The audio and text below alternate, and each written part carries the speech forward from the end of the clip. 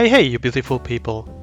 Long time no see, I know, but somehow finishing the weathering of the 16th scale beast took a long time, even if it's roughly the same size as the usual 35th scale subjects. Anyway, let's start this weathering show. I tried to mix the process up a bit by first applying the paint wash. With all the rivets I just wanted to start with this, as it enhances the readability of the surfaces a lot. As you can see, all the rivets and lug nuts just stand out more now, and this effect was enhanced during the painting phase even more, since I painted the raised details in a lighter color than the rest of the tankette. Applying such paint washes is really easy if you follow the needed steps. The first and most important hurdle is coating the tank in a satin varnish, which I only did halfway correctly, so I had some spiderweb looking streaks on the dark brown wash. This was however an easy fix, as I just needed to work a bit more with white spirit and a soft brush to remove the extra wash. Hell, Uncle Night shifted this on a flat varnish surface and it came out wonderfully, so everything is possible if you just use any varnish that you desire. Just use some varnish, because else the white spirit may eat away your paint job too. Another unorthodox step was to create rust effects on the exhaust at this point. There's nothing wrong with this step anytime before dusting, I just wanted to get rid of the enormous grey surfaces on the kit. To get this done I used the rust enamel wash diluted with white spirit. The light rust layer in combination with the grey base tone delivers an authentic rusty part in my opinion, and it's really easy technique. To make it even more realistic I blended in some darker rust effects while the whole layer is still wet. This creates natural blends between the two tones of rust. The same rust treatment was applied on all the metal parts of the tools on the tankette. I dilute the rust effect even more in this case to have more metal show through than rust, as the tools aren't as rusty as exhaust usually. The protective mesh of the exhaust also got a rust effect, but here I slightly blended the rust tones with the residual green paint parts to make a realistic transition between pure rust and paint. It's important not to cover the whole of the green parts, as the mesh will stand out like a sore thumb in contrast to the rest of the vehicle. Now it's time for chipping, and this time I went with the completely old school method of painting all the damn chips with a paintbrush. The light chipping alone took me about a week, but in the end I'd say it was totally worth it. I used mixed Rosetta green, as I have used this paint before for the highlight painting on the raised parts.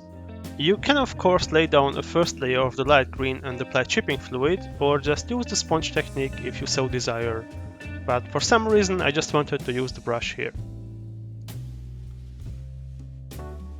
The main problem you could encounter using brush chipping is that the paint dries too fast on the brush and palette. To counter this I used a few drops of drying retarder from AK and made myself a wet palette using a kitchen sponge and baking paper. Use a long bristle brush that can carry more paint and only soak it to the halfway point to avoid ruining the bristles. From then on it's just a matter of creating realistically placed chips, which is easily done by looking at reference photos or thinking about where the vehicle could see abuse regularly. Since I couldn't find any good quality photos of Type 94 tankettes in use, I just figured raised edges and anything near the suspension could get chips easily, so I went with that. To create smaller random chips all over the tankette, I used a stiff old brush and an old bent airbrush needle to speckle on the same Rosetta green paint. To not have oversized chips, I sprinkled the first 4-5 strokes on a piece of paper to remove excess. The dark chips are far easier in terms of placement, as you only have to apply them to the already created light chips. You only have to be careful not to overdo them and stay in the light chip borders. In this case only brush application is logical, as you don't have the amount of control with the sponge or speckling technique. No, this all looks very cartoonish until now, but the light and grey chipping is just the foundation for rust effects, as the grey paint was for the exhaust and tools. The dark rust enamel effect is used here. I simply apply a small amount over dark chips and let them dry to the touch. Afterwards I go over the rust specks with a soft, long bristled brush that stem from white spirit. The first round just goes over the edges of the dark specks, and the following rounds just refine the rust to streaks around the leaks around the chip. The reason behind only using the rust on dark chips is simple. Rust only appears on exposed steel and iron surfaces, so light chips don't usually get rusty. On upright parts like the sides of the turret, you can pull down the brush softly to create rust streak effects. Now that we have ruined the value of this brand new vehicle with rust, we can move on with mud, earth and dust. The lower part of the hull got a nice mud package. I used a water-based acrylic paste to create texture on parts that would catch mud from the tracks. The mud paste can easily be applied with a brush, and excess can easily be removed with water. You have plenty of time to create the texture you want and blend the edges, as the acrylic dries slowly. Once it's dry, it's rock hard and won't fall off the kit. For smaller areas, I use the same paste with a number 2 brush. Same principle goes with applying the stuff, just on a smaller scale. For the upper hull, I used real earth and dirt I found in the garden and static grass. I just sprinkle a generous amount of dirt on the tankette and arrange the final place with a dry brush. To fix this mess permanently, I use gravel and sand fixer. This melts the paint with the dirt and static grass together. Fortunately, the AK gravel and sand fixer doesn't leave a tide mark either. To pull the whole kit together with all the dirt and mud effects, I spray a very diluted layer of AK Recolor sand over the effects. This makes it look like dust is leaking further than the dirt and mud is reaching. This paint has to be really thin to not look like some makeshift camouflage color. On the lower hull, streaks can be created at the same time by pulling the airbrush in a downwards motion.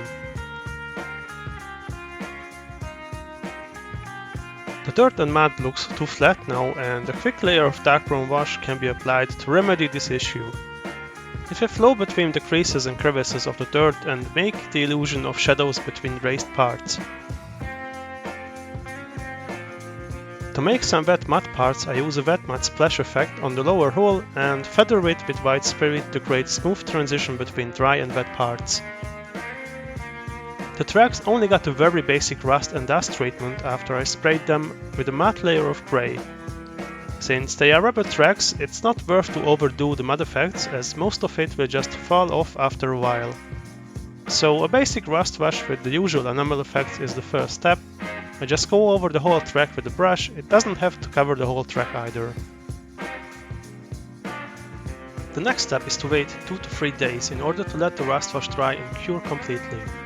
This is important because the dust wash is also an enamel-based product and will start to dissolve the rust effects otherwise. In hindsight, an acrylic rust wash would have been a better choice here.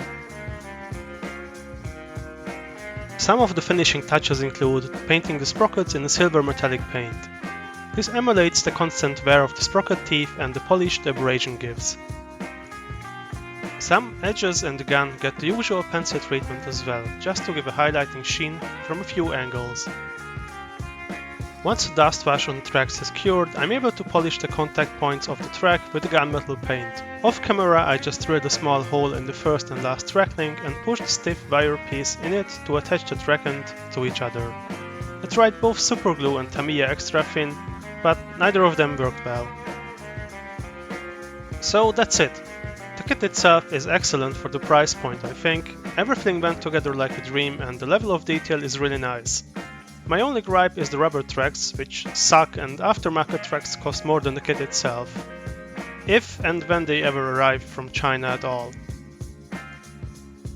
If you like this video, write to us and look up our other stuff on the shown outlets.